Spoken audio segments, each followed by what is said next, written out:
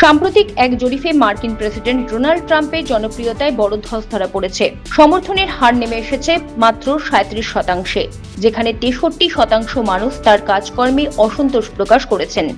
বিশেষ করে অর্থনীতি এবং ইরান সংক্রান্ত নীতি এই পতনের প্রধান কারণ বলে মনে করা হচ্ছে। মুদ্রাস্ফীতি, জ্বালানির দাম বৃদ্ধি এবং জীবনযাত্রার বাড়তি খরচে নাজেহাল সাধারণ আমেরিকানরা।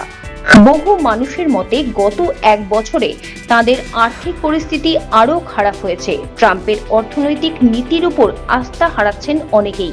অন্যদিকে ইরান যুদ্ধ নিয়েও জনমত বেশিরভাগ ক্ষেত্রেই নেতিবাচক। 2/3 আমেরিকান এই নীতির বিরোধিতা করেছেন। বিশেষ করে তরুণ ভোটারদের মধ্যে যুদ্ধ বিরোধী মনোভাব আরও বেশি। এই পরিস্থিতিতে রিপাবলিকান শিবিরের সামনে বড় চ্যালেঞ্জ তৈরি হয়েছে।